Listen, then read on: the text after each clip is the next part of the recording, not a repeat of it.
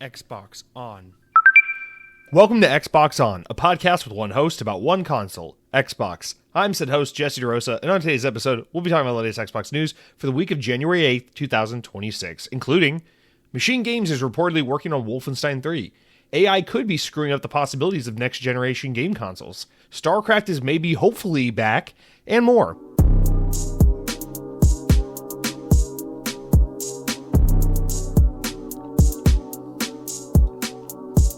On this day in Xbox history, in the year 2008, 18 years ago, Electronic Arts completed the acquisition of VG Holding Corporation, which got them game developers BioWare Corporation, team behind Mass Effect, and Pandemic Studios, the guys behind all the good games. All the games we miss, but most importantly, Mercenaries 2.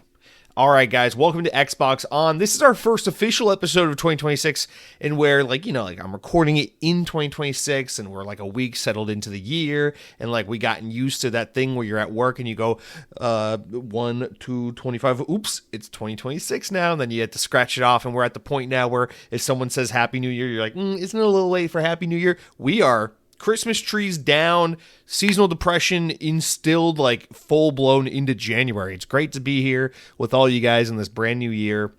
How you doing? We have no notable game announcements or releases to note this week. That's okay. No notable games to note. That's good. That's good sentence structure. Anyway, you guys, I'm excited to be here because it's kind of good to be back in the swing of things. There's a dread, that you get. It's you're back from the holidays. My job, I don't take time off during the holidays for the most part. I get Christmas Day off and New Year's Day off and things like that. But for the most part, my work gets kind of crazy around the holidays, and then things kind of normalize again in January. So it feels good to be back into the normalcy. But there's always that it's so sad that the holidays are over. But I do feel relieved that structure is back in place. As someone who's just perpetually anxious and very anal and OCD, it's nice to have structure and predictability and routine back in place. For as mundane and boring as routine can be, I love the comfort and the reliability of routine. So I'm grateful to have it back. And therefore, I'm grateful to have another mundane episode of Xbox On with all you mundane, boring-ass fuckers. Just kidding. Episode 345, they said, I don't see this show going past episode 344. I said, watch me. The show doesn't have a video version, so joke's on me. You guys, let's kick off today by hopping right into the news. There's a lot of news to get to. Some of it happened over the break. Some things I actually just cut out. It's not like we have huge meaty stories, let's really dig into this, but there's a lot of things worth noting, and a couple things to get somewhat into. So yeah, we'll hop right in, because otherwise if we go in typical Xbox On speed, we'll be here all night, and God knows you don't want to listen to this for more than 48 minutes is what I'm assuming the average listener requires. Guys, 007 First Light, how it's coming out in March? No, now it's coming out in May. So that's a quick one. Not really a whole lot to say. That is your typical traditional game delay. We get them all the time. Goes from March 27th to May 27th. So 2-month shift. I mean, what a great way to kick off the new year with just a little game delay. Nothing more appropriate from this industry than a little game delay to get us all started out. Actually, I think this delay happened during December, so this may have been a late 2025 little last minute fuck you before the year ended, but I'm okay with this. I thought March was a perfect time for this game, but I can work with May. Listen, it all depends how things go with this Xbox developer direct later this month, because Xbox likes the May window for a big game, and so it's oh God, what are you gonna do here? Redfall, Doom, The Dark Ages, they do games in May. Hellblade, they usually do a pretty big notable game in May each and every year. So I'm fully expecting that a Forza Horizon 6 or something will, or possibly a Gears or a Fable will come out in May. So God damn it, 007. But I really want to play that game. So I'm going to make the time for that. It's just going to be a busy time of year, which is fine. It's common. So that's the first little bit of news, though. We do have a follow-up report. So shortly before the holidays kicked off, there was this reporting from Moore's Law's Dead over on YouTube.com, as well as some other outlets. But now Tom Henderson from Insider Gaming is adding to the reporting about this whole like RAM shortage and RAM price increase that's happening, and how, giving more credibility to this idea that the next Xbox console could be delayed as a result of this RAM shortage, because maybe these manufacturers, the report's there for PlayStation as well, maybe they're trying to wait off another year, see if the RAM situation changes, if prices fall, if availability becomes more accessible, and it's a little bit of an unknown, a question mark of a situation. So Tom Henderson, Inside Gaming, said that the console manufacturers are debating whether to delay next-gen consoles from their current 2027 to 2028 window to that window, in hopes that RAM manufacturers will be able to build their infrastructure to produce more RAM in the meantime. So here's what he had to say on his report. Quote, "From what we understand, the situation has led to console manufacturers to debate whether or not next-gen consoles should be delayed from their intended 2027 to 2028 release windows, with the hope that RAM manufacturers will be able to build their infrastructure to produce more RAM, thereby allowing prices to drop." Okay, so let me back that up then. That means delay from a release of 2027 to 2028. I guess the idea was already that like you announce a console in 26, release in 27, but this idea that like an Xbox or PlayStation would release in 2028, I guess the idea was Xbox in 27, PlayStation 2028, so maybe that's what we're looking at here, but I don't think anyone was expecting Xbox to release as late as 2028, so that would be a new situation. Henderson does mention in the report that the potential Xbox Series consoles and PS5 prices will increase as well, again, while also noting that the next-gen consoles could be extortionate in price when they eventually arrive. So, I mean, not a whole lot to dig into here. It's just more murmurings that this AI fucking up RAM situation is fucking up consoles. I mean, I really, this is more a discussion about AI and all the bullshit, bad stuff that's coming with AI.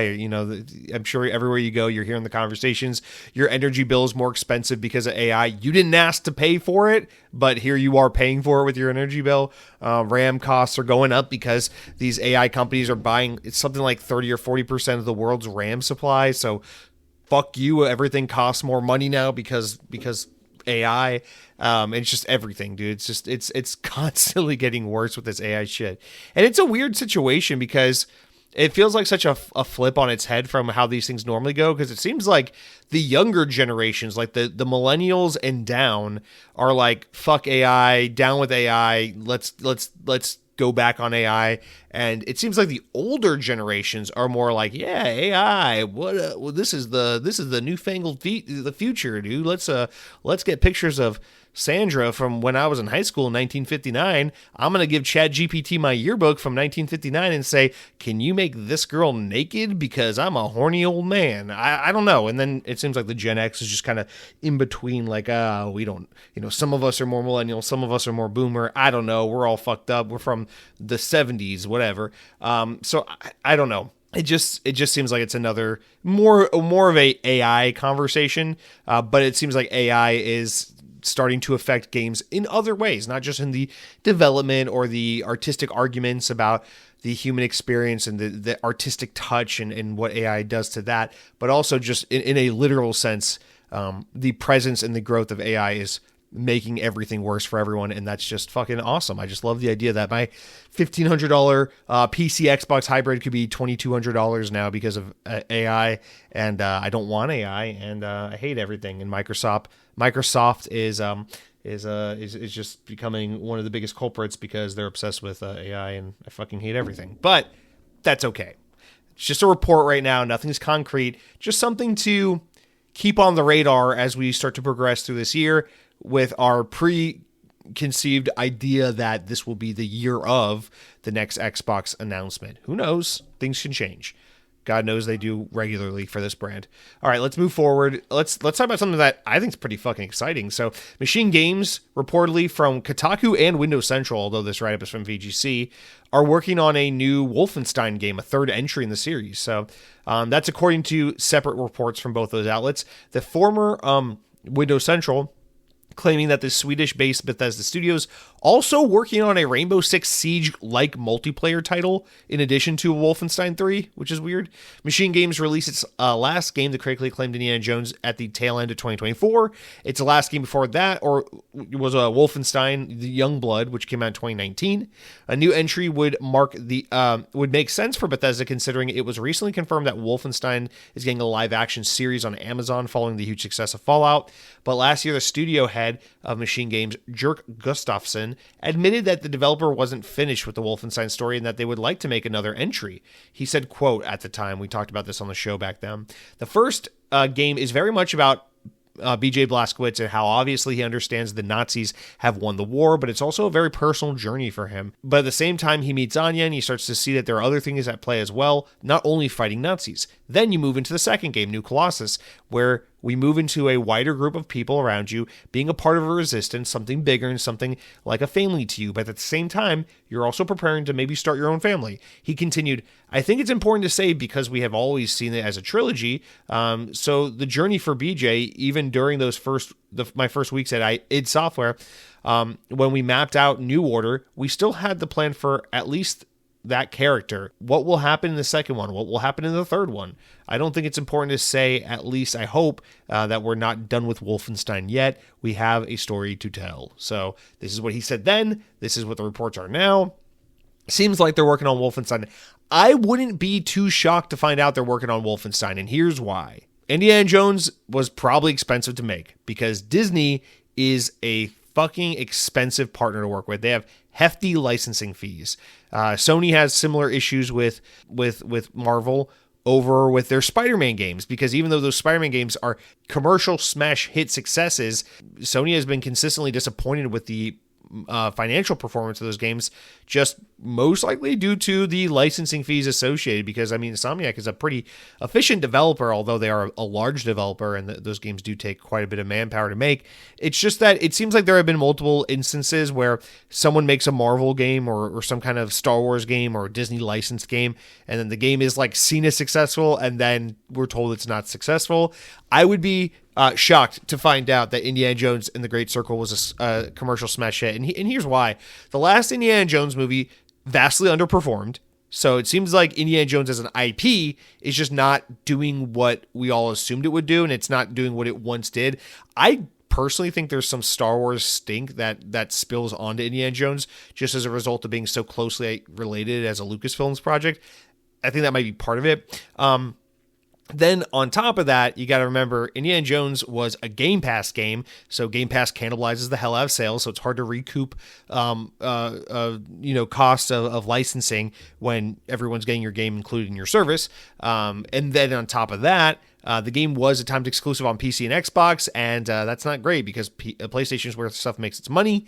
And then it did come to PlayStation, but it just seemed like overall this game was one of those critical darlings, but commercial, not flop. It doesn't seem like it flopped. It seems like anecdotally the game sold okay, kind of soft. I just think if you are Machine Games and you can take the next 4 years and make a third Wolfenstein game or a second Indiana Jones game, it's like, why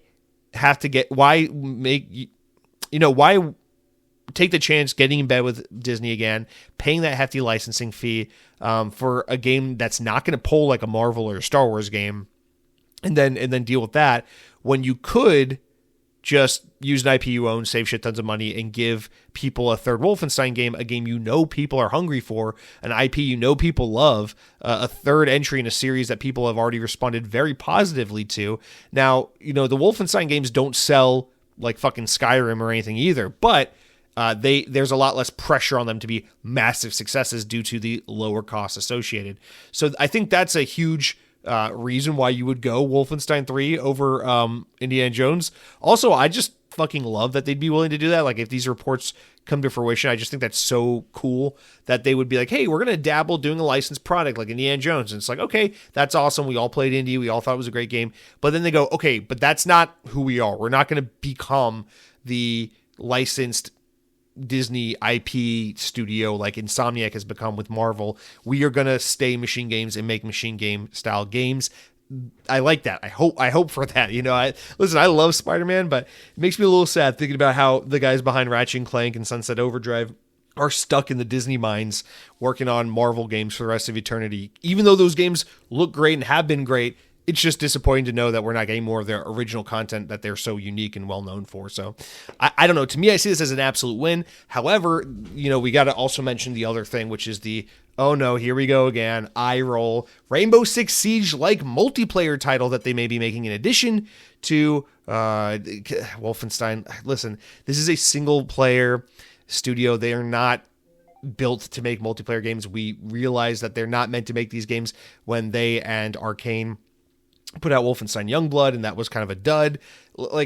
I thought, did we not learn anything from Redfall? It just seems like this is a mistake waiting to happen. What is this? Why is this? Let's not do this. Of course, Rainbow Six Siege is an infinitely popular game that's just been so well supported for so long at this point. I could understand why you would look at a game like that and say, hey, someone's got to give that particular game a competitor. Let's be the ones to try and take a crack at it. But why Machine Games? There's just so many other teams that just would make more sense. I suppose. Yeah, sure, Machine Games. I mean, even at Xbox, I feel like there are better teams for this, right? Surely there are better teams for a Rainbow Six Siege-like game, but then again, we got the fucking car studio making Fable, and that's been taking 48 years, so maybe this is just how Xbox operates. Anyway, I'll reserve judgment until we learn or see further, but for now, don't know how I feel about that.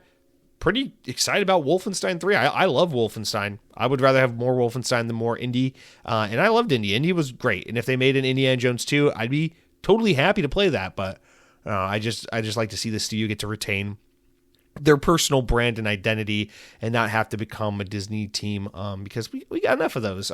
If you want a overly priced licensed Disney game that didn't sell very well and is somewhat underwhelming from a studio that has no identity and no soul, go play Star Wars Outlaws from Ubisoft. No, I don't mean to say that to what are they called? The fucking Division guys. Massive Entertainment. I'm just joking. Not trying to be a dick.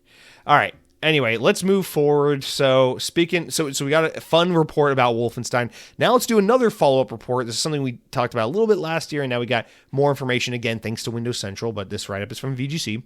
Blizzard will likely reveal a StarCraft first-person shooter understood to be in development at BlizzCon later this year. BlizzCon, I think, usually takes place around September to November, if I'm not mistaken. That's according to a new report from Windows Central, which claims that StarCraft is likely to headline the September event. There you go. Alongside a new expansion for Diablo 4 and World of Warcraft. The existence of an in-development StarCraft shooter was first reported last year by Bloomberg journalist Jason Schreier in his book Play Nice, The Rise and Fall and Future of Blizzard. According to his book, the project was being led by ex-Far Cry boss Dan Hay, who left Ubisoft in 2021 after a decade at Montreal Studios, where he was credited with overseeing the Far Cry series during its most prosperous period. Then later last year, Blizzard began advertising job roles for an upcoming open-world shooter game, which could be related to the StarCraft project. If true, it would mark at least the third time that Blizzard has attempted to create a StarCraft shooter following the canceled StarCraft projects Ghost and Ares. I don't remember about Ares, but I remember Ghost was the one for GameCube. Discussing an unannounced project last year, Jason Schreier said that yes, this is the project that, as far as I know, is in development, or at least as of the time I wrote the book, was in development, which is to say, yes, they are working on a StarCraft shooter. StarCraft is not dead at Blizzard. Okay, so there we go. We have talked about this. This did come out last year when Jason Schreier originally did some reporting on this. But yes, now we're talking about it again. The rumor from Windows Central is that we will see this game later this year at BlizzCon, probably in September. So, dude, that's exciting. I gotta be honest. I don't want to be like a fake fan or anything about StarCraft. I've never played StarCraft. Cronky is a huge StarCraft guy. He loves those games. He's played shit tons of hours of those games. I've never played StarCraft, but I am a big fan of old school Blizzard, and I did play a lot of, particularly Warcraft 3, but a little Warcraft 2 as well. I have played old RTS style Warcraft, and I know StarCraft and Warcraft are basically, it's the Fallout in Elder Scrolls kind of yin and yang, but for Blizzard. So back in the day, it was like, here are our two big RTS games. Would you like the space sci-fi version or the fantasy medieval version? And I have a lot of experience with old school Warcraft, and have always really admired the look and the appeal and the vibe of that 90s space sci-fi look that StarCraft has, especially StarCraft 1. I know StarCraft 2 is hugely popular, people love it, but like especially the like 90s computer video game look of StarCraft 1 to me is just iconic, and I've always been appreciative and infatuated with the look in the vibe of that game. But to be honest, I'm not a StarCraft person. I've never really played those games. I'm sure I'd like them if I went back and played them, at least like the campaign or something. But that being said, there's something about this that really excites me, because Blizzard is a team that I always have respected and appreciated, but they just usually more often than not are not making games that speak to me whatsoever. So this would be really cool, because StarCraft is an IP that I'm already like kind of predisposed to appreciate. And then if you made a game of this franchise based in something that I love, like a first-person shooter, hopefully it's like a narrative-driven first-person shooter, like campaign-driven game, that'd be fucking sick, man. Like that's a Jesse game, but you got to remember, Blizzard, they pretty much only do multiplayer shit. I mean, their other first-person shooter is Overwatch. That's the thing about Blizzard, is like, I think for most people, they've maintained largely their image of being a high-quality output team. But for me, they have slipped so much in the past 10 years between Overwatch being stinky and between World of Warcraft just being this never-ending thing that I never cared about. And, you know, just Diablo 3 and 4 came out, and it's like, that's cool. Not a big Diablo guy. They're fun for a little bit, but I get bored easily. It's just, I don't know. I feel like Blizzard is a very high potential studio with a very meager output in the past 10 years, I'll say. But I know people have been upset with them for many reasons over the past handful of years anyway, for various other things. But it's just to say that I think this could be a really fucking cool project for them. It is weird to have ex-Ubisoft people at the helm. It's just, Blizzard is to video games what like Pixar is to movies, where it's like there's this like prestige kind of thing surrounding Blizzard, and just it's like, I don't know, you don't get like the guys that worked on the Minions movie to go work on the next Toy Story movie, you know, like these guys are not cut from the same cloth. There's something funny about having like the Ubisoft guy work at StarCraft, but that's the reality of these industries. People flip and flop and go from one place to another all the time. You know, good people to bad studios and bad people to good studios and what have you. It's, you know, I think what makes Blizzard special is probably more its culture and its history and legacy, and less so whoever worked there 10 years ago versus today. We don't know. Anyway, I would just very much welcome something like a StarCraft shooter. Now, let's be honest.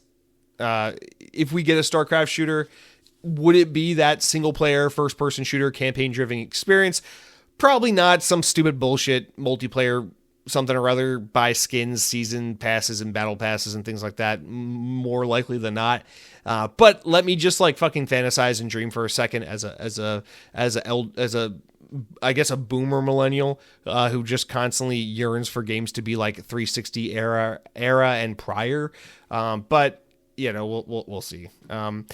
Also worth noting that Blizzard's been kind of in trouble for a while. They had that game canceled a year or two ago that apparently was like their big promising game, and then a lot of people quit after that. It's not been great over there. But hopefully this will be a great opportunity for them to kind of get back on track. It's common for studios to have slumps or periods where they're not operating on the highest level. So I'm all open for a Blizzard comeback story. I think that'd be fucking sick. And what better game to come back and have that with than your long awaited StarCraft first person shooter. All right, guys, let's talk about EA for a second. Again, not too much to say here, but from VGC, EA has proposed their proposed sale to Saudi Arabia's public investment fund has been approved by the company's shareholders. Shocker. The $55 billion takeover deal was approved by shareholders in a vote on Monday. That was last week, I believe. The takeover will now require approval from the government regulators to be finalized. Should the acquisition be approved, which it will, the Saudi Arabia PIF will own 93.4% of EA Sports, Battlefield, and Sims, the publisher. Silver Lake Partners, an investment fund run by the U.S. private equity firm, will own 5.5% of the shares. And then the rest will be owned by the Trump family because, free market capitalism. Assuming it goes through, the EA deal will be one of the largest ever leveraged buyouts and a significant financial bet for Saudi Arabia at the time when its finances are reportedly starting to become strained. So, yeah, I mean, they just released their most successful game ever, but fuck it, let's sell out to a foreign government. I have nothing else to say here. Just an update saying, yeah, the thing we don't want to have happen is pretty much a guaranteed thing that's going to happen. Don't worry, the U.S. government will do absolutely nothing to prevent it because they're only focused on doing bad things. So let's just move right ahead because we don't need more disappointment. Too late, more disappointment. VGC reports that Forza Motorsport will receive no more content updates going forward. Its developer Turn 10 Studios has said in a statement on the official Forza website. They announced that all focus will now be placed on Playground games in their upcoming Forza Horizon 6. Okay. Thank you all for your support throughout the years, the statement reads. It's incredible to see the community's passion for Forza Motorsport, and we love racing with you in featured multiplayer and seeing your cars in drifting skills in meetups. As our team shifts our focus toward delivering the best possible experience for Forza Horizon 6 this year, we do not plan to introduce new cars, tracks, features, or regular bug fixes for Forza Motorsport. However, we will continue to support the game by keeping it online, servers active, hosting special events and competitions, and reintroducing previous released featured tours and reward cars on a monthly basis until all content is available for you to enjoy anytime. We hope that you continue racing with us on Forza Motorsport in 2026. See you on the track. All right, Forza Motorsport, I kind of see that as a nail in the coffin. Not to say that Forza Motorsport is dead, but more to say they are taking Forza Motorsport and putting it on a shelf and saying, you can sit, speaking of Toy Story, you can sit up on the shelf next to Wheezy, who has a broken squeak box. He's dusty, and he might accidentally get mixed in at the yard sale and sold off to Al's Toy from Toy Barn, Al's Toy Man. And it's just, listen, it's as simple as this. Forza Motorsport, it's an enthusiast game. Forza Horizon is a mainstream game. One of them gets a decent amount of sales and a decent amount of attention, is a little bit of a hobbyist game, and one of them is like the game that everyone is willing to play. In a world where games cost $8.6 trillion to make, you can put out the best game in the world, and then 10 seconds later you're irrelevant because a different game like Arc Raiders came out. You just got to make sure you're putting your bets on the safest chips, unfortunately, on the safest cards or whatever. So I just think it's simple math. Forza Horizon 6, it's going to be a way bigger hit than a Forza Motorsport game. So put all your efforts on that. You got Playground game fucking split up between making British humor potty jokes in the medieval era, while you have the other half of the team making sick ass racing games, and then you got this other team that makes sick ass racing games, and they're kind of like injured and wounded on one knee, and you're going, why don't you guys help these guys do that so that these guys can make the medieval poopy European jokes, and then we can have both the games that are going to be big and successful for us. It's just, being a smart, savvy business, playing it safe and doing the thing you gotta do to ensure the maximum return on investment. It's disappointing. It's heartbreaking, especially because Forza Motorsport is just such an intrinsic part of the Xbox identity, but they're chasing the Horizon money. And it kind of is a little bit of a turning point in the brand when you think about it, because if Forza Motorsport really is on a shelf for the time being, so to speak, that means that it's no longer Forza versus Gran Turismo. They're kind of ceding that ground to PlayStation, at least in the console space, because Forza Horizon is not an arcade sim, it's not a sim track nerdy ass racing game. It is a arcadey open world exploration racing game. So very different, even though it runs in the same engine, has a lot of same feel. So it is important that they are, to know that they're just kind of ceding that ground to PlayStation. But hey, Xbox are professionals at ceding ground to PlayStation. So this is just a regular Monday for these guys. So Forza Motorsport, hopefully we see you return one day. We're all used to you being such a staple in the Xbox belt or whatever, I guess, the utility belt. I don't fucking know. But anyway, rest in purgatory? Let's put it that way. Okay. All right, guys, let's move on. Back to Ubisoft. They have closed a studio in Canada, Halifax, Canada. 70 people now lost their jobs. Ubisoft says, get the fuck out of here. We just bought that team from Amazon, but we can't afford to keep you Canadians sitting around. An email sent to staff on Wednesday this week, reviewed by VGC, Ubisoft said that it decided to close its Halifax studio as part of the company-wide cost cost-cutting and restructuring measures. Halifax is the studio behind the mobile game Assassin's Creed Rebellion, not really relevant to Xbox. Just interesting to note that they had money 2 weeks ago to buy a team from Amazon, but now they don't have money and they had to cut the mobile team and fire them all, which just so happens to be shortly after the team unionized. Around 60 workers formed a union last year under the Games and Media Workers Guild of Canada. Ubisoft claimed that their decision to close the studio was made well before the decision to unionize, and that it fully respects employees' rights to unionize. But, for the other side of the coin, here we go. Over the past 24 months, Ubisoft has undertaken a company-wide action to streamline operations, improve inefficiencies, or reduce inefficiencies and reduce costs. They're basically going Doge. And a spokesperson told VGC that as part of the changes, Ubisoft has made the difficult decision to close that studio. So is it part of their restructuring process? Maybe. Are they shutting them down because they unionized? Maybe. Can it be a little bit of column A, a little bit of column B? Probably. Is it a little lazy when people chalk things up to a little bit of column A, a little bit of column B? Absolutely. So I don't know what to say about this other than take all this information and do with it what you will. That is 70 more unemployed game developers out there. Shout out. I do hear, though, that no one is fucking hiring, so good luck with that.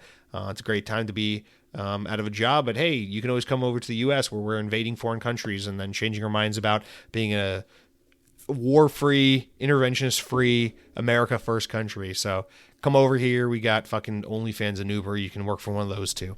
Anyway, guys, let's move forward. So positive this week. All right, here's some good news.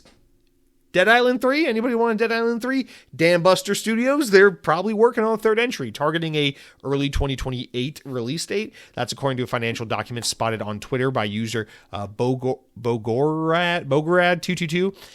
The outright name the game and the state that is in production that outright name the game and state that production is now moving at pace. Okay, that account says that. Okay.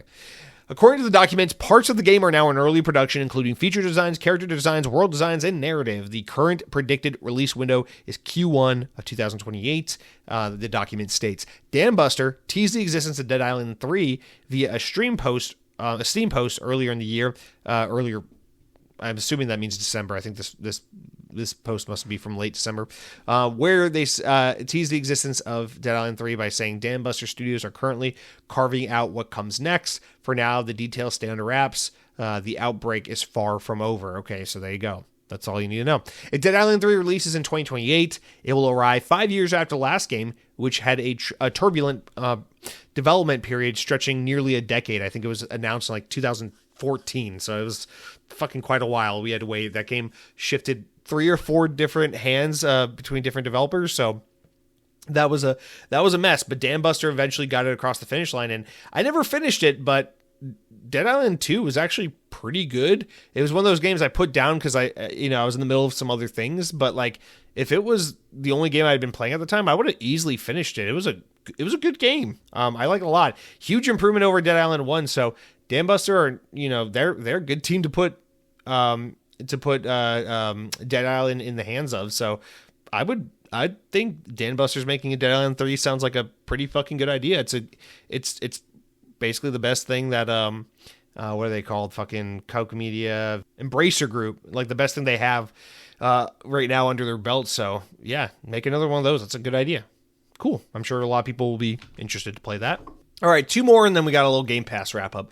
A rating board has leaked an unannounced Life is Strange game, according to some reports that VGC is relaying here. So the PEGI ratings board, which is the European ratings board, according to them, the description published by them, Life is Strange Reunion is a new game coming to PlayStation 5, published by Square Enix. And of course, if it's coming to PS5, you can assume it's coming to Xbox and PC, and probably also Switch too. The rating includes the following description for the game. Chloe Price was Max Caulfield's partner in time. Losing her is Max's greatest regret. Now Chloe has come to Caledon University. Haunted by nightmares and impossible memories, Chloe needs Max's help, but Max is already in crisis. In 3 days, a deadly inferno will destroy the campus. According to the PEGI rating board, the unannounced game features depictions of and use of illegal drugs during the party scene, where players are offered wine and is given the option to take a sip. Ooh, that's M for mature. The player character realizes that she has been spiked from the drink and that she sipped on it and is experiencing hallucinations. So, new Life is Strange sequel, probably in development. Yeah, probably. I never played Double Exposure, whatever the recent one was. I want to, because it's a sequel to the original Life is Strange, which I actually really like. So this would be great. It'd probably be developed by Deck 9, since they've kind of taken over this series for the most part, while Don't Nod has gone on to do other things like Banish, Ghost of New Eden, and all that stuff. So this would be cool to see another Life is Strange. I need to catch up on them a little bit. I haven't really resonated with any of these Life is Strange games the way I did with the first one, so I would be curious to see if the sequels to the original cast would be more up my alley. But I assume people, they're relatively inexpensive enough to make. It seems that they can keep this series going just so long as like the majority of the current people who play these games continue to stick around, and they're not crazy out of this world games to make. They're just these like Telltale style choice based adventure games. So I think they're fun. I think it's kind of old reliable. There's something comforting about sitting down playing one of these. You can get through a game in a weekend or something. I like it, but another Life is Strange, it seems almost inevitable at this point, just because the series has been going on for about a little over a decade now. I think the first one came out in 2015, so there you go. All right, last one before we get to some Game Pass wrap up. So don't even care. Ark Survival Evolved, the second game in the Ark Survival series, has received a major delay from the game for the game sequel. It is still another 3 years away. It was originally announced back at the 2020 Game Awards, with a trailer showing that Vin Diesel, remember, there's the trailer where Vin Diesel is like a caveman fighting dinosaurs. The game was supposed to be released in 2023, but in April 2023, it got pushed back to 2024, then pushed back again and again, and now apparently it's another 3 years away. So, I mean, the game is announced in 2020, won't probably be out until 2028. That's fucking rough. And no disrespect to the devs and stuff, but this game is let's just say it's a game that holds zero interest of mine. So respectfully, we'll just move on. Hopefully they can figure that out though, because I hope the staff isn't too poorly affected as a result of this delay. All right, guys, let's wrap up the news this week with some Game Pass updates. Really great month for Game Pass, honestly. If you're a Game Pass Ultimate subscriber, good for you. You're eating good. Because available as of today, you got Brews and Bastards, Little Nightmare Enhanced Edition. Atom Fall comes to Cloud Console and handheld with Game Pass Premium. I'm a little confused about that. Atom Fall was already on Game Pass. Did it leave and come back? Oh, it's moving into Game Pass Premium, the mid tier. Okay, my bad. Lost in Random is coming to Game Pass Premium tier as well. Also, so is Rematch and Warhammer 40k Space Marine Mastercrafted Edition. So that's the special edition of the first game. Then next up, we got Final Fantasy is coming to Game Pass Ultimate and Premium. It's the original Final Fantasy. And then coming soon, here's where it starts to get really cool. Coming soon on January 13th, so next week, Star Wars Outlaws comes to Game Pass Ultimate and Game Pass PC. My Little Pony: A Zephyr Heights Mystery comes to Game Pass Ultimate and Premium and PC on January 15th. And then on January 20th, Resident Evil Village, which is the most recent Resident Evil game in the main series before this new one comes out in February, comes to Game Pass Ultimate, Premium, and PC. So that's another really great get. So last one here, I think, is also on January 20th. It's a day one Game Pass game. You get Mio Memories in Orbit. I don't know anything about that game, but it's a day one Game Pass game. So you got some day one content. You got Star Wars Outlaws and Resident Evil Village. That's a good month for Game Pass. Really good stuff.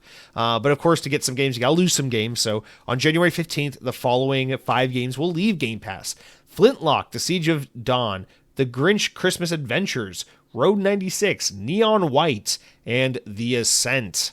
The Ascent is one that's in my wish list. I gotta buy that game. I really want to play it. at some point because the new game that team's working on looks fucking awesome. But anyway, so get those games or play them or buy them or whatever before the 15th so you can save some money and get those experiences in. Guys, that's going to do it for all of our news. I don't get to benefit from any of that because I'm a Game Pass Essentials member still, 3 months in. I buy all my games, so I guess I'm just better than you Game Pass subscribers. No disrespect. Anyway, guys, with that said, I'm really excited to get back to these next 2 segments because we have not done them for almost a full month, I think, at this point. So we're going to get to the comments. We're going to talk about the games I've been playing. But before I can tell you about the games I've been playing, guys, I gotta fucking tell you about what it is I've been eating. You wonder to yourself, you say, Jesse, it's been a month. What the fuck have you been eating this past month? Well, shut up, idiot. I'm going to tell you. Entenmann's Donuts. Jesse, what is that? I said Entenmann's Donuts. Fun fact, I recently found out they're from, like, Pennsylvania. I always thought it was a New York thing. They're from Pennsylvania. Good. I hate New York. Anyway, I just want to give a huge shout out to Entenmann's Donuts. I don't know, like, culturally where this is the thing. I've been told it's, like, a northern Italian-American thing. It's just a thing up north, like, everyone buys these things and has them. For those who don't know, Entenmann's is a confectionery sweets brand, just a corporate American brand that makes, they're predominantly known for their donuts, and they're prepackaged, and you can buy them at most grocery stores throughout the country, or at least the East Coast. I don't know if they're hard to find on the West Coast, because sometimes that's the case with certain products. But all my life, my dad's always made it a thing. He's like, you buy the box of the Entenmann's Donuts, the classic ones where it's the chocolate frosted ones, and you put them in the refrigerator until they get nice and cold, and then you eat them with some milk. And he's like, my dad always bought them growing up because his parents had them around the house, and anytime we visited my dad's parents, they would always have them stocked in the fridge, and it was just like this thing. And my family always told me, oh, you go to New York, you go to New Haven, whatever, all the Italian families, they eat the Entenmann's Donuts. So that's just how I always understood it to be. And then I've heard other people say things like, oh, in New York, everyone eats Entenmann's. So I don't know the legitimacy or the validity behind any of that. All I know is I was raised on Entenmann's, and I fucking love them. But I don't eat them normally because I'm a 30-year-old man. I can't be eating donuts all the time. I'm not some stupid fucking Guido donut boy from Brooklyn, so can't be doing that. However, a couple weeks ago when I was visiting in Georgia, we were going over to Cronky's house because Cronky had a baby and we're going to visit the baby. And I was like, should I bring a gift for the baby? And I said, no, I should just get donuts instead. So we went to the local grocery store and we picked up some food, and I just had an impulse to get these Entenmann donuts because they were on sale. It was buy one, get one. Why not? Bad idea, man, because I had like 2 of those Entenmann's donuts, and then it was game over. I got back home from my trip to Georgia, and I was at Publix buying more fucking Entenmann donuts, and I bought them, and my girlfriend's like, why did you get 2 packs? And I said, it was buy one, get one free, and I put one in the freezer, and I said, look, I won't eat the second pack because it's in the freezer. I'll forget it's there. Within 3 days, all of both packs were gone. Eating all these donuts, listen, man, I gotta stop. Good thing is, that was 2 weeks ago. I'm back on calorie counting. I'm trying to lose a little weight, so we're good there. But oh man, if I had no self-control, like zero, I have like 8% self-control. But if I had 0% self-control, I'd be eating Entenmann donuts right now. You wouldn't be listening to Xbox On because I wouldn't be recording Xbox On because I would be in a diabetic coma from Entenmann's donuts. They're so fucking good. I don't know what it is about them because I'm not a donut guy. I don't like donuts. My girlfriend loves Krispy Kreme. She fucking loves it. Every once in a while, if you pass by, they're few and far between, but if you pass by like an actual Krispy Kreme store, my girlfriend, she's got to stop by. She got to get a classic glazed, hot off the little donut assembly line or whatever, and they're so soft and whatever. Listen, they're fine, If someone gives me a donut, I'll be like, oh, thanks, it's fine, But I never go out of my way to buy a donut. The one exception are the Entenmann's. I don't know what it is about them. It's like so classic. I love it. I go to Dunkin' Donuts all the fucking time. I'm never tempted. I never get a donut. I get coffee. Coffee and that's it. Maybe a bacon, egg, and cheese every once in a while, but that's it. Just coffee. But man, when it comes to Entenmann's, You can't say no, man. You can't. And if you know, you know. If you've had Entenmann's, you know there's something special. So anyway, just want to give a shout out to Entenmann's Donuts, an American institution. One of the greatest things ever. My girlfriend actually hates them. When I brought them, she's like, I don't know why you like these. I don't know why you think they're so special. I'm like, I don't know what is wrong with you. And you call yourself a donut aficionado. It's disgusting to me, really. All right, guys. So that's it for what I've been eating. But now I don't even know how to attack this next segment because what I've been playing, we haven't really talked about this since like early December. And so like last we talked, I was playing like Metroid Prime 4 and Marvel Cosmic Invasion. Like those were the games I was playing. Since then, I have played a shit ton of games. Some things have just been like dabbling back in Black Ops 7 and Battlefield 6. Some things have been like fucking around with a couple games here or there on the Switch. And then some games have been like, I've played and beaten and extensively enjoyed this game or that game. Like, so these are the games. This isn't a comprehensive list of what I've been playing the past few weeks while we've skipped this segment, but this is like the bigger highlights. So in the time since we last spoke, I have played and beaten and extensively dabbled in Kirby Air Riders for Nintendo Switch 2. We talked about it a little bit at the end of last year, but I beat Metroid Prime 4. I have played and fucked around with about a dozen hours of The Legend of Zelda Tears of the Kingdom. I have played and beaten Spider-Man 2 for PC. I got to get back to some of the side content, though. I have played about 5 hours of Marvel Ultimate Alliance 3 for Nintendo Switch. I have impulsively played and beat in 2 sittings Metroid Zero Mission from the Game Boy Advance. And I have started and I'm about 70% of the way through the game I'm most recently playing, and that is The Outer Worlds 2 for Xbox and PC. So listen, Kirby Air Riders, we're not going to get into it. It's not a Nintendo podcast. I haven't really played the game in like 2 weeks. I don't have too much to say about it. I like the game more than I thought I would. It's really cute. It's a really silly game. That's Kirby Air Riders. Metroid Prime 4, we talked about it when I first beat it, so we'll kind of skip over it, but that's my game of the year. I fucking love that game. Legend of Zelda Tears of the Kingdom, don't know how I feel about it. I fucking hate that your weapons break in Zelda games. It drives me fucking nuts. Such a stupid mechanic. Anyway, Marvel Ultimate Alliance 3. Marvel Ultimate Alliance 3, it's a pretty fun beat 'em up. Nothing to write home about. Not as good as the old Marvel Ultimate Alliance games, I will say. But these are the 3 games that I really want to focus on: is Metroid Zero Mission, Spider-Man 2, and The Outer Worlds 2. For Metroid Zero Mission, I will kind of keep it brief. I'm ashamed to admit I've never beaten this game. I've never played it. I'm a huge Metroid Fusion fan, but I never beat Metroid Zero Mission, which was the GBA like twin game that came out within a year of this game. And this game is a fucking masterpiece. Metroid Zero Mission is like the de facto Metroid game that I would recommend for anyone to play if they want to play classic Metroid and get familiar with it. Still to this day, this is the game. Nintendo Switch Online, Game Boy Advance, go play Metroid Zero Mission. That game is an immaculate fucking beauty. I adore that game. Don't have to get into it beyond that. Just know that game is like literally a masterpiece. Fucking love it. Shout out to the Game Boy Advance. All right.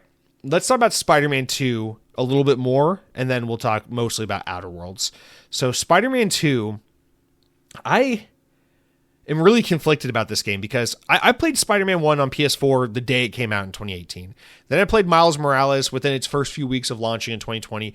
I loved both those games. I think very highly of them. Really enjoyed my time with them on PS4.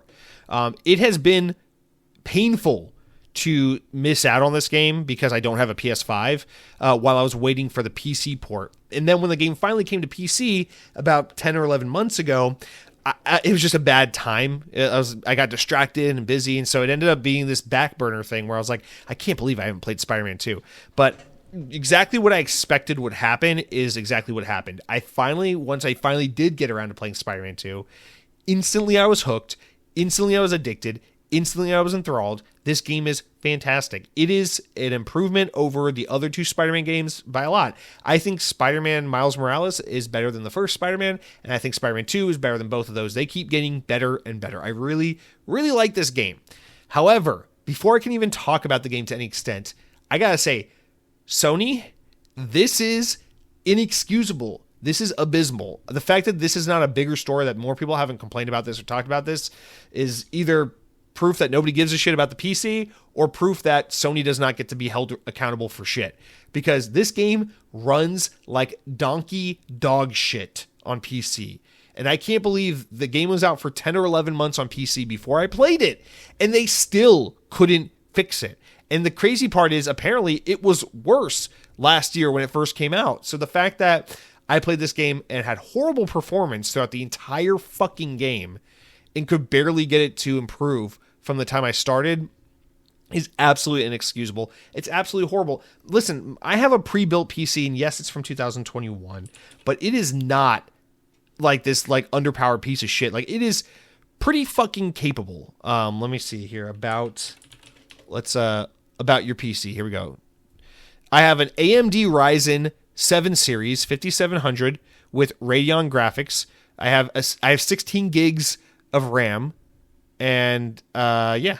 So I mean, dude, whatever, dude. I have fucking a Ryzen 7 5700. Like these are like, I mean, I remember in 2021 this was like pretty, not like the highest end, but it was like upper mid-tier, lower high-end PC specs. And the thing is, like, games aren't getting more impressive. They're just the fucking same that they've been for a decade at this point. So it's like, what's your excuse? Battlefield 6 runs like a dream on my PC. No effort put in.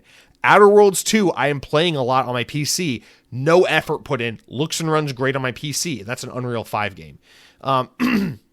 Spider-Man 2 runs like shit. I had to get this thing down to like medium settings and turn off a bunch of features and effects and make the game just kind of look like shitty mud in order for the game to run on my PC. And even then, at the end of the day, the problem I ran into was when I was in like linear, more mission areas of the game, it ran pretty fine. But anytime I was swinging around the open world, it just fucking stuttered and chugged like shit. And then during cutscenes, it would like the cutscene for the first half of the cutscene would just be struggling to catch up and render, and then it would slowly get better throughout the cutscene. Like, and there was times I felt like throughout the middle of the game, I mostly had like pretty okay performance, but especially in the beginning segments and the ending segments of this game, it just ran like shit on my PC. And there were so many times throughout my 20 hours with this game that I would stop, fuck around my settings, retool things. Maybe if I do this, it will look a little better. Maybe if I do that, it'll run a little better. Okay, it's running better, but I can't believe how bad it looks. How much better can I get it to look without compromising too much performance? It is just inexcusable how horribly this game runs on PC. Just disgusting. The fact that I paid $45 on sale for a game that runs like that. I mean, listen, the way people complain about game performance these days, I think most people wouldn't have put up with 30 minutes of what I did with this game in 20 hours. Just absolutely inexcusable. But if you can somehow get past that inexcusable performance and just look at the game for what it is and assume, you know, you're playing on PS5 like most people will experience the game. And I know it runs and looks great on PS5. I know that's not a problem. This game, other than that, is a fucking gem. It's great. Let's get criticisms out of the way because I don't have many criticisms of this game. I think there are points in the game where it's a little cringy millennial with the writing. It's sometimes a little too cutesy, annoying, like West Coast millennial, the way like MJ and Peter talk to each other and stuff, and the way like everyone's just so nice to each other. It's like there's no like real bad guy in this universe. A little cringy. Mary Jane, people complain that her character model looks like shit. I'll do you one better. I think pretty much every character model in this game looks like shit except for maybe Miles. Miles is the best looking character, but even then, pretty much everyone looks like shit in this universe. Miles' mom looks concerning. I don't see more people pointing that one out. And then what was the other thing I want to mention? Yeah, just generally, this is more of a nitpick and less of like a true criticism. This version of Spider-Man is very high tech. I don't know how I feel about a Spider-Man that has like Doc Ock like arms that come out of his back, like the Iron Spider suit, or that, you know, can like do all this like high techy stuff that he has. Like, this is a very poor version of Peter Parker. This is a very downtrodden working class, like just kind of trying to make ends meet version of Peter Parker, which is comic book accurate. It's faithful. Yet he's got like borderline Tony Stark creations up his sleeve all the time. I just feel like, you know, I get it. It's a video game. By hamming up the techie aspect, they can lean more into fun gameplay. So I'll excuse it. I get why they do it. But I don't know. All of his gizmos and gadgets, in my opinion, I'm like, it kind of devalues my appreciation of this version of Spider-Man a little bit, but I'll allow it because I understand that that was done in service of having more interesting gameplay. So whatever.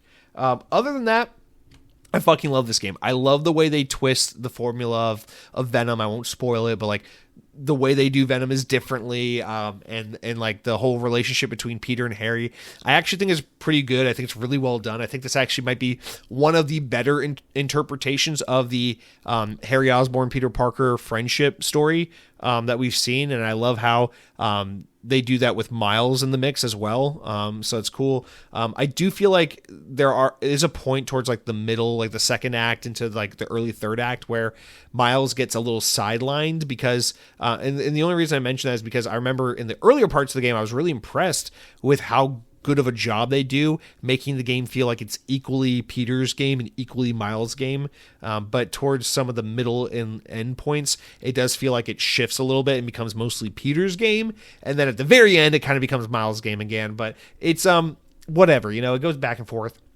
I think all things considered, this game bites off a lot and does a pretty good job chewing it or juggling it or however you want to put it, because it's got multiple villains, it's got multiple protagonists, it's got multiple playable characters, multiple arcs going on at once, and I think it does not a perfect job, but a pretty good job of handling it all. That's always been a downfall for a lot of comic book stories, especially movies and games, is the trying to juggle too many villains kind of angle. But I think this game not only juggles a lot of villains, but a lot of Spider-Men, and it does a pretty good job. So I think they deserve credit for that. Overall, I just think this game, from a gameplay perspective, it feels like a big step up. The combat's more fun. The swinging is just as good as I remember it.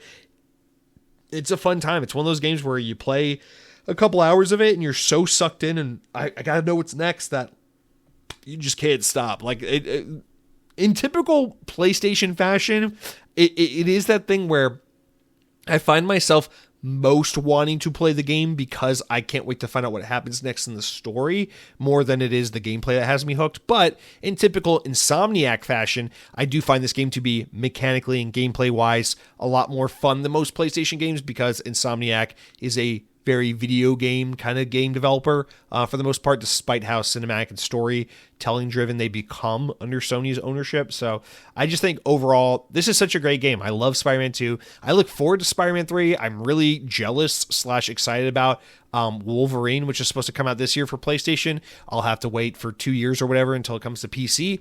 But I love what Insomniac is doing with these Marvel games. I look forward to more of them. I do wish we could get Sunset Overdrive and Ratchet and Clank and some other things like that. But as long as these guys are stuck on Marvel duty, at the very least, I can say confidently they're doing a great job. They're making great games. So I really love Spider-Man 2 a whole lot. In fact, if I played a lot more of it, and maybe if I played on PS5, it might have been a top 5 game for me last year. But yeah, that's one huge game I've been playing. The other big thing is just the Outer Worlds 2, and I don't really know how to attack this one other than, so I really started playing it because I'm like still really in my Nintendo Switch mood right now. There's a couple things on Switch I'm playing and or about to start playing, but I forced myself to take a break after Metroid Zero Mission and said, give your Xbox some love. It's been a minute. So I went and picked up Outer Worlds 2 because it was on that, New Year's sale. I got it for like $50 or something. And I was like, okay, let's do it. I'm not really in the mood for Outer Worlds, but I know I want to play this game. I know I'll appreciate this game. Let's just boot it up. So I'm about 12 hours in or something. I'm about 70% through the main quest line. I have slowed down because I'm currently doing a lot of the faction quests right now. So I'm trying to knock out that stuff before I start to really move into the third act of the game. But this game has been a little bit of a roller coaster for me. First thing that's weird is, I think I got to preface with this. I did myself a little bit of a disservice because I was not in the mood to play this game, and I forced myself to play it. I have been in a heavy kick, like video game mood where I want to just play game after game after game, but this is not the game I wanted to play. But I forced myself to do it. And so I think the beginning was a little rough for me because I just wasn't in the mood. I actually really liked the opening hour or so of the game, that first mission, a lot. But then immediately after that opening, I was like, I'm not really feeling this game right now. Do I like this game? But then I stuck with it. And then by like the midpoint, I was like, I actually really like this game. And if I was in more of a Bethesda Obsidian kind of mood, I think, from the start, I think I would have adored this game a lot more. But, this far into it, I will say I really do like this game. And right off the bat, it is much better than Avowed. Speaking of Obsidian games from 2025, it is much better than Avowed. And I'll be dead honest with you. I played the Outer Worlds one when it came out. I beat the main quest line. I probably only played it for 15, 20 hours. I do not remember a whole lot about Outer Worlds 1. I remember how linear it was. I remember how quickly I got through it. I remember thinking, yeah, it's a good game. In fact, I think I podcasted about it on this show back in the day, so I don't know what I said then, but the way I remember Outer Worlds 1 was, it's fun. It's nothing groundbreaking, but it's fun. I'd rather play Fallout or Elder Scrolls or Wasteland or just any other, these types of games. But Outer Worlds 2, from what I can remember of Outer Worlds 1, is a big upgrade. It looks great. It feels great. The gunplay is definitely improved. Much like how Avowed really surprised me with how fun its combat was, Outer Worlds 2 is the same story. I'm really enjoying the combat in this game a shit ton. Not just how good the guns feel and the melee combat feels, but also just like some of the abilities and things you can do. This game really takes choice and amps it up to a whole another level. Like the Outer Worlds 1, it is a more linear game than something like a Skyrim or Fallout.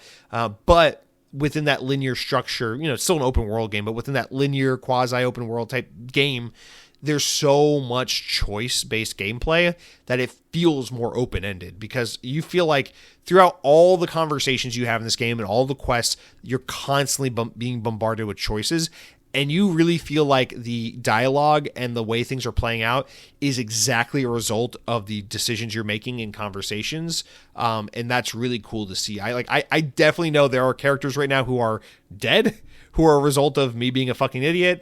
I know there are characters who feel a certain way about me right now because of things I've said. And I know that currently a certain point in the plot has gone in a different direction because of an action I made. And that's really fucking cool. I just feel like I don't remember Outer Worlds 1 being that consequence driven. I remember being very choice based, but not that consequence driven. Whereas I feel like this game has consequences, and they really shoehorn in, and that's a bad connotation. They really pack this game with opportunities to make decisions and have the game react to your choices, which is really cool. And then on top of the regular stuff where it's like you pick your skills and things like that, or you pickpocket, or you put your points into strength or into science or whatever, they also have all these other things. Like there's this one thing I love where you get these things called I forget what they all are. They're like character flaws or something like that, where it's like, oh, okay, well, we'll give you this perk in exchange for this disability or whatever. So it's like, the first one that happened to me was I kept I'm one of those people, like I shoot a guy, I put 2 bullets into him, and then I reload quickly. And it was like, oh, you're reloading too frequently. You're not getting all the way to the end of your gun clip before you reload. So we're gonna give you this. I forget what they call it. It's like a handicap or something. And they're like, it's like a perk. So it's like if you take this perk, when you shoot your gun, it will pull from your ammo reserve and not from your clip. But it's something it like nerfed my guns or something. I don't remember exactly what the specifics were. But I love, like, it pops up and tries to like keep fucking with the gameplay formula based on the way you are playing the game. And then it's like, do you want to accept this character flaw or do you want to reject it? And dude, I'm scared to accept any of them. Every time it prompts me with one, I'm like, no, reject it. Don't fuck up my play style. Like, I don't want to deal with the consequences. So it's cool. Like, it's got fun stuff like that. The game looks great. It runs great. And I'm really liking the main cast of characters so far. The companions I have, I find them interesting. I'm interested in their backstories. I'm interested in, like, them. And the main quest line, I'll say this about the main quest line. It is not super strong, but it's not bad either. There are moments in the main quest line where I'm like, oh, that's really cool. Oh, I want to learn more about that. And then there are moments where I'm like, this is a little paint by numbers. I think the general premise is a little like whatever, but the characters are really well written in this game, and it fleshes it out pretty well. So I'm mostly pretty engaged with where the story's gone. And so far, I'm finding the side questing stuff to be definitely a lot stronger than what we saw in Avowed. Just more enriching and more rewarding. That kind of thing where like side content feels like primary main quest content. This game has a lot of that, which I think is great. Overall, it's a really solid game. I think Obsidian deserves a lot of credit for being able to make these kinds of games in a shorter period of time. And I think the trade-off of having them be less open world, having it be more like a handful of small open worlds as opposed to one giant open world is a great trade-off in exchange for being able to get these games at a more regular clip and have them be more choice-based and narrative-driven as opposed to exploration-based. Like obviously these Western RPG single-player first-person games like Skyrim, like Fallout, like Outer Worlds, like Avowed, like Clockwork Revolution. This is a genre all unto itself that is very popularized and very well known.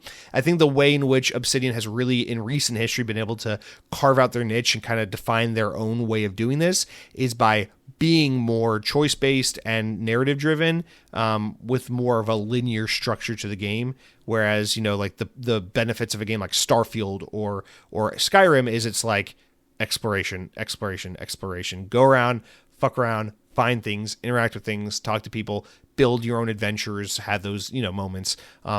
So I don't know. I'm really liking Outer Worlds 2. My plan is to wrap it up this weekend. I think I'll probably put another 10 hours into it or so and then roll credits. But I'm really enjoying it. The last thing I'll say about this game that I find really weird is I thought I was going to play it on my Xbox. I did play it for like 2 hours on my Series X, but I have been mostly playing this game on my PC and then a little bit also on my Logitech G Cloud. So all throughout the weekend, I was like mostly in my office playing it on my PC. And then like in the evening, I would like sit down on the couch next to my girlfriend and like play it a little bit on my in handheld mode on my Logitech. And I was not expecting that, but I'm really enjoying playing this game. And I'm playing it on PC, like keyboard and mouse, not like controller hooked up. Like I'm playing this like a fucking nerdy, I don't know what it is, but the more time goes on, maybe it's from playing Wasteland 3, I don't know. These kinds of games feel good to me on PC, especially this game for some reason. And I don't know if this is a fad, if maybe I'll grow out of it. I hope I grow out of it. God help me. But I don't know, just something about sitting close to my computer monitor and playing it with mouse and keyboard just feels better right now in this moment than sitting on the couch and playing it on the TV. So don't know what that's about, but it is what I'm going through, and I just thought I'd share with you guys. So those are my thoughts on Outer Worlds 2 as of now. That's it for what I've been playing. A very long segment this time. But you guys, let's take a quick water break and wrap up the show with our listener comments. All right, guys, let's wrap up the first episode of the year with the first round of comments of the year, whatever, 8 comments. You know how it works. You go over to youtube.com, Xbox On Podcast, at Xbox On, youtube.com. Click on the latest episode of the podcast, drop a comment. You'd be just an absolute degenerate, or you could be a civilized member of society because even though you're hiding behind an alias, you still represent yourself. So maybe show some dignity and respect. I don't know. Do whatever the fuck you want. I'm not your daddy. But thank you all for writing in. Let's start off with our first commenter, and this is in no particular order. I just copied and pasted. Cronky writes in and says, I don't think State of Decay 3 will be canceled. I think it's a live service multiplayer game, so Microsoft will see it through regardless of how rocky the development is. That being said, I wouldn't be shocked if I were wrong. See, and that's the thing. It's like, I'm reading your comment, and while I'm reading it, I'm like, oh yeah, good point. Yeah, because everyone wants live service games, so of course they'll go through hell and back to make this game work so they can get another live service game on the out there in the market. But at the same time, it's like, yeah, but if they cancel it, you're not going to be surprised because it's Xbox and they always do the thing we don't want them to do, right? They always do the bad thing. So it's like, which one is it? Is it they make State of Decay 3 and it's a bad game, or they cancel State of Decay 3? It's like, what are the odds that we just get State of Decay 3 and it's just the third entry in the series and it's just a good game and then we just move on? That one, that's the option that I'm like, slim to none. So I don't know, Cronky. I want to remain optimistic. It's just like, that's not how healthy game development works. You announce a game and then disappear forever and don't say a damn thing about it and then cancel all of that game's neighboring game projects. It's like, it just doesn't bode well, I guess. All right. Jay writes in. Jay, what's up? Happy New Year to Jesse and all the listeners. I'm a massive State of Decay 1 and 2 fan and have been hanging out for 3 for years. But sadly, as much as I do not wish to admit it, I am inclined to agree with you, Jesse. It feels like it's going to get canceled. Very little info about it has been revealed, and it's been promised for so long it doesn't look good. Yeah, and I feel like not a lot of people at the time talked about that scathing report that Kotaku did 2-3 years ago about how the game was like not coming together and the studio was in like turmoil and important people were leaving and they didn't feel like they were getting the proper guiding hand from upper management that was needed. And so it's like, are we surprised all these years later that the game is still just MIA? Probably shouldn't be. But that doesn't make it any less disappointing that this is where we are. So I feel for you, Jay. Like, State of Decay is a game I've on multiple occasions tried to get into, but cannot get this game to click with me. And listen, to State of Decay 3, I would be there day one to be like, does it click with me now? So I get it, but I feel for you guys that did resonate with State of Decay and did pump in the hours into those first two games and did get excited over the announcement of a third game, just to be left here blue-balled. You can get Redfall, you can get fucking Senua's Sacrifice or Saga 2 or whatever, but God forbid you get that State of Decay 3. I'm sorry. I hope it changes. I hope you get your game after all. We'll see. All right, Mr. Maug says, from what I'm hearing, it seems that the next Xbox console is going to after the pre-built PC market. Regardless of if it's $1,200 or $1,500, that's still a much better value than what a pre-built PC companies are charging currently. Almost everyone I've met that's a PC player bought theirs pre-built, which hurts me as someone who built their own PC. I think they should delay the game, though. Or I think they should delay the console, though, unless they've been secretly working with Rockstar to get it working with GTA 6.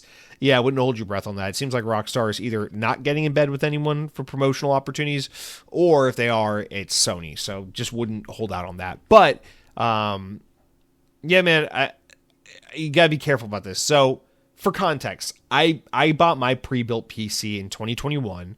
It was not a top-of-the-line PC, but it was, like I said, upper mid-tier or lower top tier. Like, it's a pretty decent spec PC for 2021. Pre-built, I got it for $1,000. $999 is what I paid for this device, okay? If I bought this same device today, it'd be like $500, $600, $700 more. Because that's just kind of where we are right now with RAM shortages and other PC components and inflation and just all the amazing, wonderful things our government is doing to make the world a better place. Anyway, so that there's that. But if this next Xbox hybrid PC device is a $1,200 to $1,500 device based on where we were last year, I don't expect it to be a $1,200 to $1,500 device based on where we're headed. It could very well be a $2,000 device. I don't fucking know. It's a luxury boutique niche item. It is not supposed to be a mainstream mass appeal device. They are currently trying to blow up the sales of the Xbox Series consoles.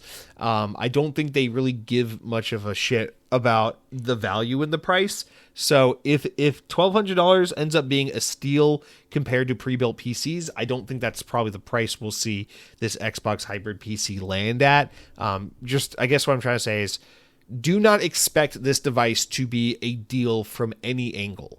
Expect it to be a premium product with a premium price tag for a very small market of people. This is a device that will burn and scare off and shed many, many hardcore Xbox fans. This is a device that only the dumbest of the dumb will buy. People like myself.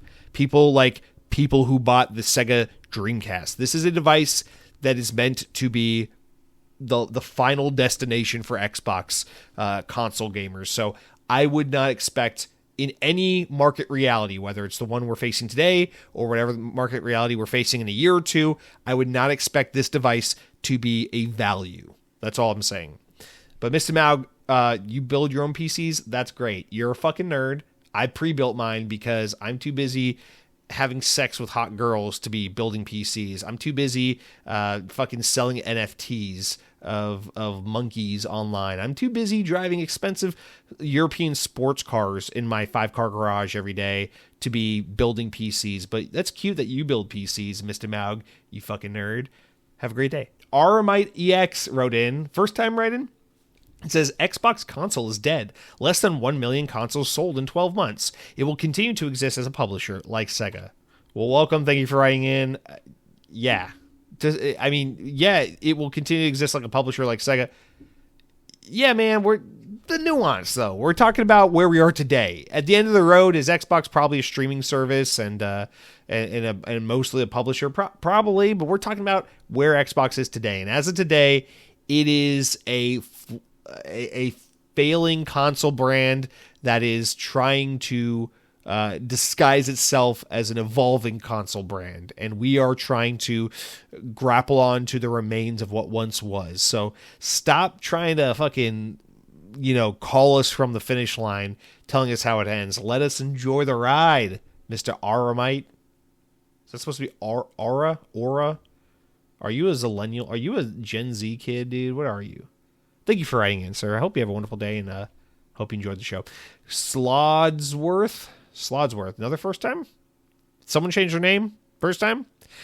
Rest in peace. I won't be surprised if they cancel the next-gen console at this point. They've killed Xbox well and truly, and I was an Xbot for 15 years, and now I'm a PC master race. Fuck consoles these days. I have a Series X and a PS5. They both suck ass. Well, that's the spirit. Listen, man, I kind of get it. And Xbox, I think, is trying to groom us Xbox players to go over to the PC space. I mean, look at myself, dude. If you asked me 2 years ago, I would have said, oh, if Xbox disappeared tomorrow, I'd just go buy a PS5. But if you ask me today, I don't think that's my answer. I think if Xbox disappeared tomorrow, I think I'd buy a Steam Deck, and then I would just play Steam Deck in PC with my Switch as my supplemental device. Like, I don't know at this point. Like, I've kind of become more and more a PC gamer this past year. And Xbox is trying to help get me there. They're like, ooh, Xbox Play Anywhere, buy this game on Xbox. It's also a PC game. I'm like, it's not bad. So I don't know, man. I think Xbox and PC gaming are kind of becoming one and the same at this point. And I'm not surprised to see a lot of Xbox people saying over time, yeah, I left Xbox and went to PC. It's like, that's fine. That's all well and good. You go do what you're going to do. But just know that if you leave Xbox to go to PC, don't say it like you're sticking it to the man, because I think that's what Xbox wants you to do. I think they're just kind of herding you into the pen, and you're patting yourself on the back going, I'm a big boy. I put myself to bed. So again, not trying to insinuate that's the tone you were taking or the what you meant behind this comment, but I kind of read it that way, and then it kind of prompted me to want to make that point that just, we're not abandoning Xbox to go be PC gamers. We are being offloaded from a piece of hardware Microsoft no longer wants to make onto a operating system and a piece of hardware that they want you to engage with, that they are also intrinsically deeply tied to. So like, they're not losing you. They're not losing you. You'll subscribe to Game Pass and run Windows 11 and fucking update your drivers. Don't you fucking worry. They got you. All right. Cargo Runner UK writes in with a long one, but we tolerate it because he's Cargo Runner, okay? If he was running drugs, we'd say no, but he's running cargo, and so we say yes. He says, Happy New Year, Jesse and other listeners. So my guesses for 2026 are, he wrote in with 6 of them. I like it. Number 1, the January Direct will start the year with a bang, and we'll get a shadow drop of a new backwards compatible Xbox 360 game or remaster of an Xbox 360 game, and the first flagship game will drop in February with whichever flagship game is ready. That's pretty fucking soon, man. That's not a whole lot of time for marketing, but we'll see. Number 2, Forza Horizon will drop in June or July for a summer festival feeling. That would be amazing if that were the case. 3, Gears E-Day will be a massive return to form. It will be one of the very few games that really feels next-gen. There will be lots of reactive/destructible environments above ground as the locust burrows make buildings collapse, plus tense horror sections down in the burrows. It will be good enough to be a system seller if it doesn't release on PlayStation Day 1. Listen, I'm just going to assume all these are real because it makes me happy inside. I like where you're going. I like the spirit of your predictions. Number 4, Halo Combat Evolved or Campaign Evolved, whatever, will be a 7 out of 10, but Ryan McCaffrey of IGN will score it a 9 out of 10. That's my favorite one now. Number 5, Xbox won't be at any of the Jeff Keighley events throughout the year, as they won't pay him or anyone else $500,000 a minute. Wise. Number 6, there will not be any details on the next gen console. Sarah Bond, etc. will keep repeating that it is coming, but it will not be shown and no deep dive. I'm going to be honest, man.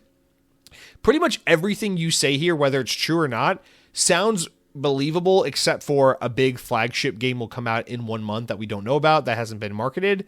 And number two, Xbox will release a game like Gears of War and it will be successful. I don't think anything, well, it will be a zeitgeist popular game. I don't think Xbox is capable of releasing games that are like water cooler moments. One, because everyone hates Xbox, and two, because Xbox loves sabotaging Xbox. So I those parts are a little far-fetched, but overall, this is a pretty fun list of predictions. And honestly, generally, it's just a lot more positive than what mine were. So I hope, as someone who wants to see good things happen here, that your predictions are a lot more accurate than mine. Let me just put it that way. So fun. I appreciate you writing in. That is a very fun write-in. But you wrap it up with this. You said, I don't think anyone wants the next-gen console anytime soon, especially a very premium, very expensive one. The ROG Ally X, Xbox, whatever the fuck it's called, is their prototype experience, and they haven't improved that yet. And Game Pass has been on Windows for 6 years, and they still haven't gotten that overlay working properly. It has actually got less reliable with all the recent updates. I don't think they can make a good quality hybrid experience by 2027, let alone this year. I think the hybrid Xbox is 2028. I got news for you, Cargo Runner. Although I agree with everything you said there, I don't think they can get the experience good by 2028. I don't think Microsoft will ever get the experience good. And I say that because as a Microsoft fan, we know Microsoft can't get the experience well, or can't get it right. The Surface team was always at odds with the Windows team, going, we're building a device that does this, this, and this. Can you do this for Windows? And the Windows team goes, no, we're focused on this instead. And then the Windows team has this idea, and then other PC OEMs don't want to adopt that idea. And then this team of Windows is doing that, while that team is doing that. And this is the song and dance of Xbox that's been, or Microsoft, that has been this way forever. So anything that involves trying to get the Windows team to really hone in on helping the Xbox team execute on a vision is pretty much a fucking joke, because it's not going to happen, because Windows is Windows and they do not do good things anymore. Trademark. Yeah, there we go. I don't know, man. I again want to be positive, but history has a way of kind of giving us a glimpse into the future, and I just think that it's safe to say that the experience of Xbox on Windows, if you think it's a bad one, is not getting any better. I will say, as someone who is dumb and doesn't see all the things people normally see when they complain or don't like things, is I think the Xbox app on PC is good, and I don't have an issue playing Xbox games on PC through that app. But I'm sure there are features I don't use and things I don't care about that other people do care about that are less than great, and that's where the heartburns come from. So I'm assuming that that's the disconnect. But nonetheless, thank you for writing in, Mr. Cargo Runner. Let's wrap up with the final two write-ins. The first one's a little bit longer here, where we got Cody Galindo. Cody Galindo. I'm sorry, Cody. I fucking suck at words. You said, rest in peace, Microsoft. The writing was on the wall. As early as Soul Calibur 4. If you know, you know. I don't fucking know. I don't know. Is that because, is Soul Calibur 4, is that the one where Xbox got Yoda and Darth Vader was on PlayStation? Or is that's Soul Calibur 5, actually, right? I don't fucking know. Then you followed up with a secondary comment. You said, let's be honest. The Steam Machine is what the next Xbox is trying to already be. It is first and foremost a PC. So you'll have Nexus mods, and you'll be able to change your OS. With the way RAM and GPUs are going up in price, if they don't secure that hardware now, the product won't ever be viable. And when the ones already produced sell, what then they have to make more is a market where the hardware will be even more expensive. So second and third production runs will get even more expensive and even make the consoles. Steam is facing the same problem with the Steam Machine, even with only 8 gigs of RAM. Once the ones made sell out, the resecuring hardware to make product doesn't seem viable right now. So if you want a Steam Machine, grab it ASAP, because the scalpers will and are after that first batch. I don't know how they're getting batch 2 out at the same price. Not viably possible in my opinion. not with the way hardware is getting priced. So Xbox running against the hardware hike, the Steam Machine, which is essentially a more straightforward version of Microsoft, what they're proposing. The loss of their exclusives are horrible, and their horrible management, they're done. Microsoft has admitted to bleeding in every department that isn't Microsoft Office or Word. I don't see the new plan stopping that at all. That's bleak, dude. That's hardcore. No, I actually sadly agree with what you're saying about the outcome for Xbox and for Microsoft. But I do want to caution you in trying to do the Steam Machine to Xbox comparison, in the sense that, and I do think, and let me be honest, I think Steam Machine to Xbox hybrid is a more apt comparison to the one I'm about to bring up. But 2025 saw a lot of, why buy the Nintendo Switch 2? It's just expensive, and you could get a Steam Machine for the same, or a Steam Deck for the same price, and it plays all your games that are on your Steam library, and the games are cheaper. No $80 Mario Kart. Plus, you can emulate Nintendo games if you want Nintendo games. It's like, that is true. All of that is true. And the Steam Deck has sold like 4 or 5 million units, and the Switch 2 in like a fraction of the time has already sold like 10 to 15 million units. What is the reason why? Because sometimes you got to get out of your little bubble and realize the Steam Deck, the Steam Machine, these are niche, hardcore baby gamer boy products. The mass market doesn't know about the Steam Machine, doesn't care about the Steam Machine. The Steam Machine is not designed to be a mass market appeal kind of device. You're not going to walk into a Walmart and grab a Steam Machine off the shelf and check out with it. Grandma's not going to go into the store at Christmas time and buy a Steam Machine for little Jimmy.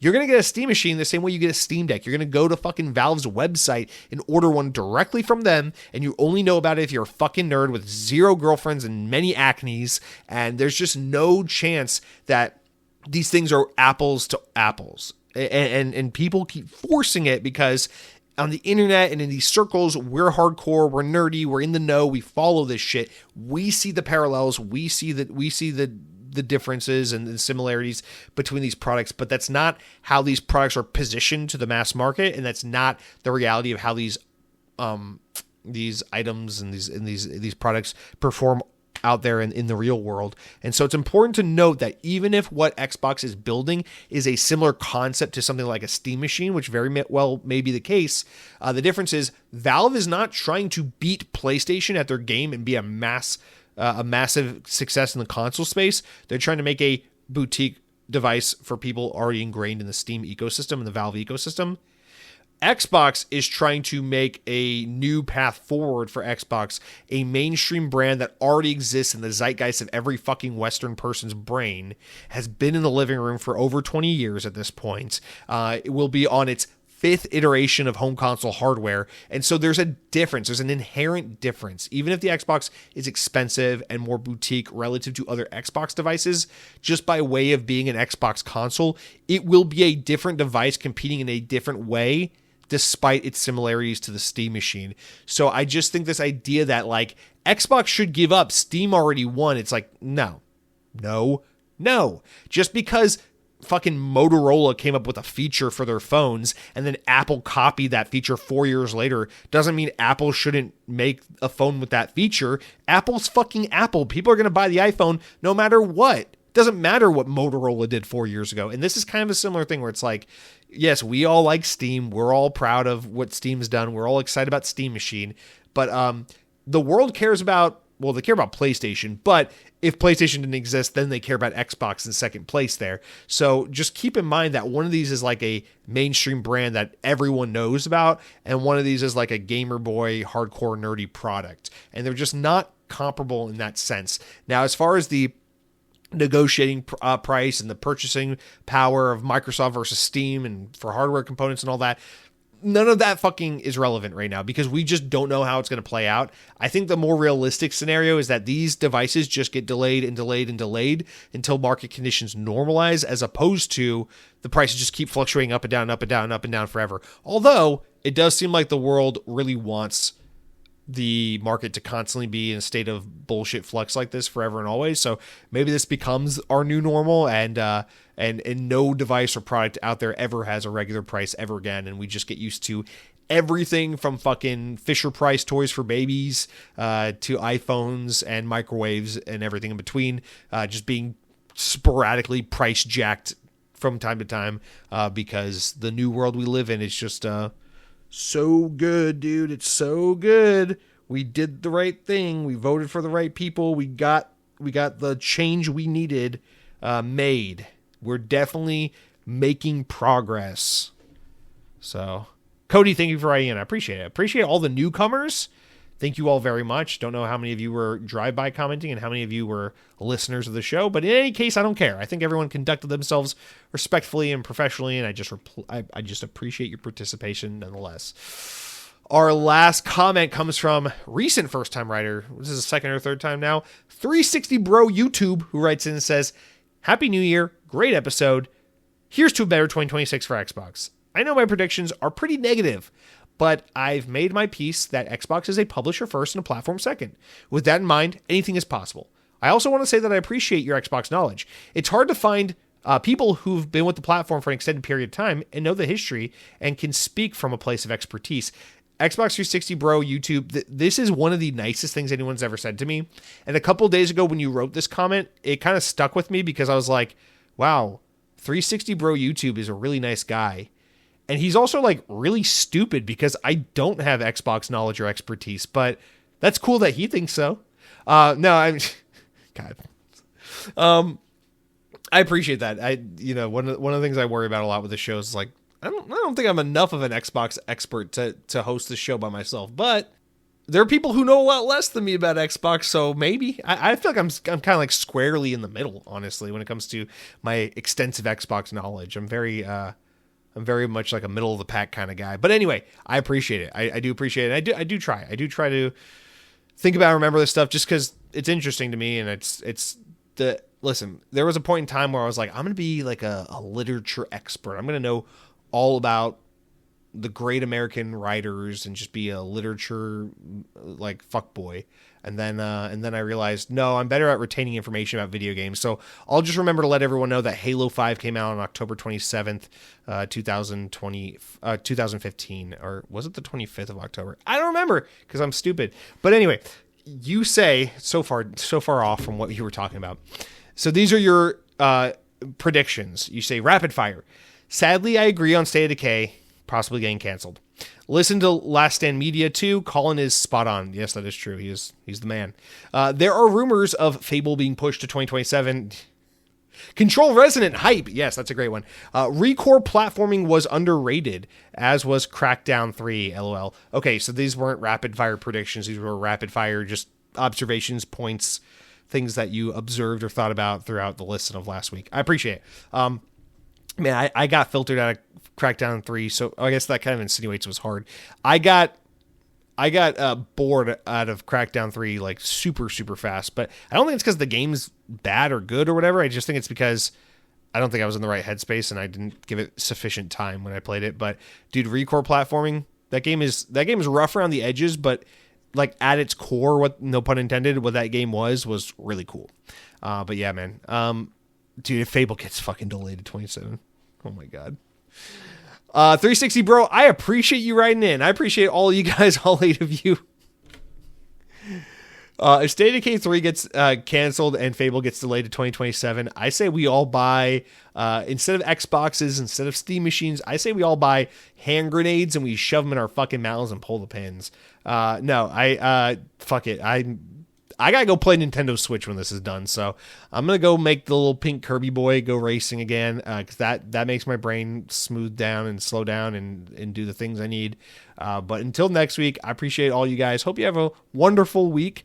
I'm excited, dude. We should be like roughly a week away from the announcement of like a date and everything for the Xbox showcase. So really looking forward to when that happens. Hopefully it's in the next 2 weeks that we get that event. But yeah, until next week, be kind, wipe your ass, and power your dreams.